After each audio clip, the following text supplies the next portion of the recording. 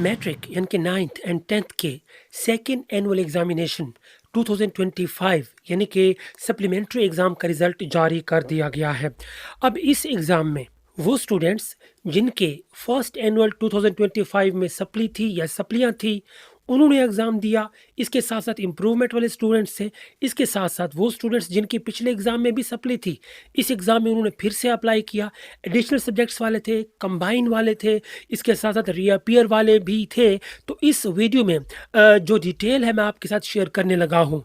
अब ख़ास तौर पे वो स्टूडेंट्स जिन्होंने फर्स्ट एनुअल एग्ज़ाम 2025 में दिया, उसमें उनकी 1, 2 या 3 सप्ली थी, क्लास 10th की या 9th की, उन्होंने इस एग्ज़ाम में फिर से उस सप्ली का एग्ज़ाम दिया। अब उनके लिए क्या-क्या कंडीशंस हैं? आगे बढ़ने से पहले अगर आप इस चैनल को पहली बार विज़िट कर रहे हैं, तो इस चैनल को सब्सक्राइब कर लीजिए, साथ में बेल आइकन प्रेस करके ऑल पे क्लिक कर दीजिए और वीडियो को भी लाज़मी लाइक करके और शेयर कर दीजिए।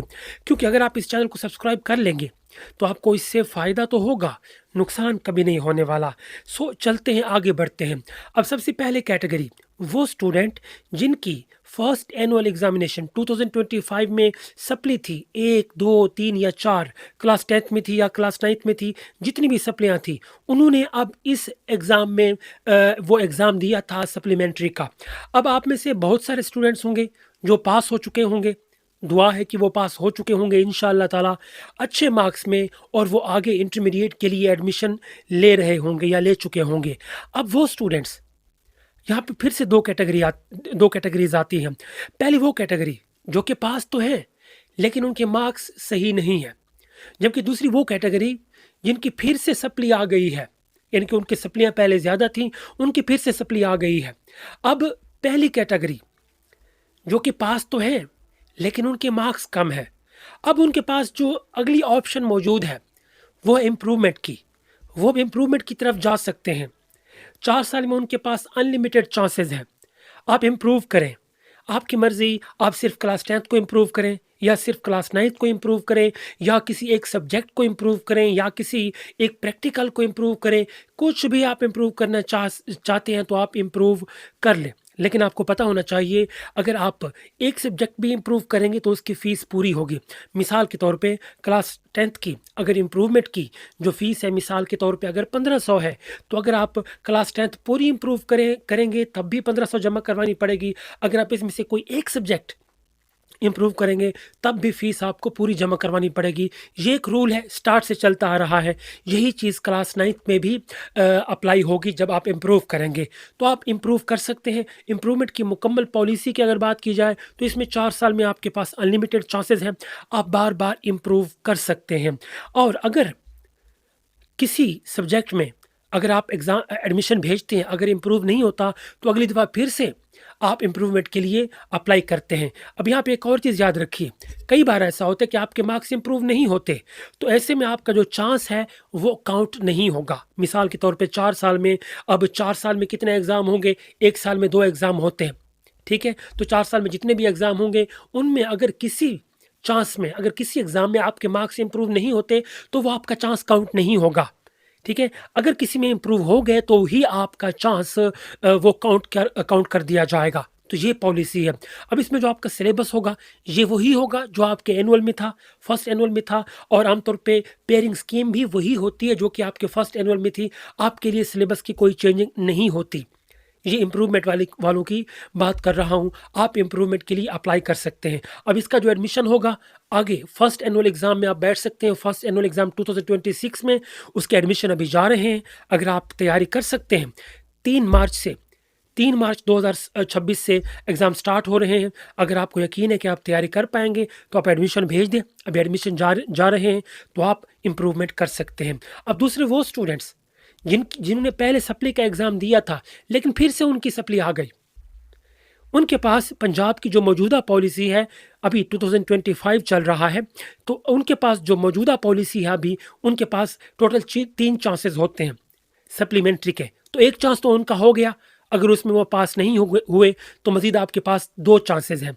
एक चांस आगे नेक्स्ट ईयर जो फर्स्ट एनुअल एग्ज़ाम है 2026, और जो तीसरा आपका चांस होगा वो नेक्स्ट ईयर 2026 का सेकंड एनुअल एग्ज़ाम होगा। ये सेकंड एनुअल एग्ज़ाम 2026 का आपका लास्ट चांस होगा। अगर इसमें भी आप पास नहीं कर पाते तो फिर उसके बाद आपके पास एक ही चांस होगा, और उसमें आपको दोनों पार्ट्स के, इनके क्लास 10th और क्लास 9th के ऑल सब्जेक्ट्स का विद प्रैक्टिकल आपको फिर से एग्ज़ाम देना पड़ेगा। अब ये भी 3 चांसेस बहुत बड़ी गनीमत है सप्लीमेंट्री के लिए, ये भी बहुत बड़ी गनीमत है। पहले तो ये भी नहीं थे, अब आपको ये 3 चांसेस दिए जा रहे हैं। जो बच्चा सीरियस है, जो मेहनत कर रहा है, वो इजीली अपना पहले चांस में कर लेगा। अगर आप सीरियस नहीं हैं, ये सोच के बैठे हैं कि यार दूसरे चांस में कर लूँगा, तीसरे चांस में कर लूँगा, फिर आप क़यामत नहीं कर सकते। ये बात अपने ज़हन में रख लें, क्योंकि बहुत सारे स्टूडेंट्स हमारे सामने से गुजरे हैं, वो कब से ट्राई कर रहे हैं, उनका अभी तक नहीं होगा, अभी तक नहीं हुआ उनका। हम खुद भी इस चीज़ से गुजरे हैं। उसके बाद जो सिलेबस होगा, आपका सिलेबस भी वही होगा जो कि आपके फर्स्ट एनुअल एग्ज़ाम में था, और आपकी पेयरिंग स्कीम भी वही होगी जो कि आपके फर्स्ट एनुअल एग्ज़ाम में थी। वही अब आगे जब तक आप सप्ली पास नहीं करते तब तक आपका सिलेबस और पेयरिंग स्कीम वही चलती रहेगी। पेपर पैटर्न भी आपका, हाँ, पेपर पैटर्न अगर चेंज होगा तो वो हो सकता है चेंज हो, लेकिन अदरवाइज़ वो भी अभी तक चेंज नहीं हुआ तो वही चलेगा। उम्मीद है ये सारे पॉइंट आपको क्लियर हो चुके होंगे। अब वो स्टूडेंट्स जिन्होंने क्लास 10th यानी कि मैट्रिक अपना फर्स्ट एनुअल एग्ज़ाम 2025 में वो पास थे, लेकिन वो अपना ग्रुप चेंज करना चाह रहे थे। वो आर्ट्स में थे, अब उन्होंने फिर से एडिशनल सब्जेक्ट्स का एग्ज़ाम दिया ताकि वो साइंस में आ सकें। अभी उन्होंने अगर सेकेंड एनुअल एग्ज़ाम में एग्ज़ाम दिया था एडिशनल सब्जेक्ट्स का, अगर वो पास हो गए तो ठीक है, लेकिन उनके पास आगे फिर से नेक्स्ट ईयर में मज़ीद चांस होगा, वो अप्लाई कर सकते हैं। उम्मीद है आपको ये सारी चीज़ें क्लियर हो चुकी होंगी। जो चीज़ें मेरे सामने थी वो मैंने आपके साथ शेयर कर दी हैं। अगर कुछ आपको समझ नहीं आया इस सारी चीज़ में, इन सारे पॉइंट्स में, या अगर कोई क्वेश्चन आपके ज़हन में है इससे मुताल्लिक, सो नीचे कमेंट बॉक्स आप लोगों के लिए दिया हुआ है, आप पूछ सकते हैं। इस वीडियो को लाजमी शेयर कर दीजिए ताकि जो भी स्टूडेंट्स आगे सप्ली का एग्ज़ाम देना चाहते हैं, इम्प्रूवमेंट का एग्ज़ाम देना चाहते हैं, या पेयर कंबाइंड जो भी एग्ज़ाम देना चाहते हैं, वो इससे फ़ायदा उठा सकें, या वो इसी निस्बत से नीचे आके कमेंट्स में पूछ भी सकते हैं। उम्मीद है आपका जो प्रॉब्लम है, जो कन्फ्यूजन है, वो दूर हो चुकी होगी।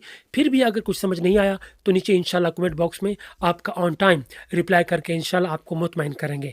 सब्सक्राइब अगर नहीं किया तो लाजमी सब्सक्राइब कर लीजिए। बार-बार इसलिए कह रहा हूँ क्योंकि अगर आप सब्सक्राइब कर लेंगे, अगर आपसे रिलेटेड इस चैनल पे इन्फॉर्मेशन पड़ी हुई है, और अगर आप इसको सब्सक्राइब कर लेंगे, आपको इससे फ़ायदा होगा, आपको नुकसान कभी नहीं होने वाला, क्योंकि हमने हमेशा से कोशिश की है कि आपको यहाँ से सही इन्फॉर्मेशन दी जा सके, जो कि बोर्ड की तरफ से जो सही पॉलिसी है वही आप तक पहुँचाई जा सके। उम्मीद है आप को इससे फ़ायदा हो चुका होगा।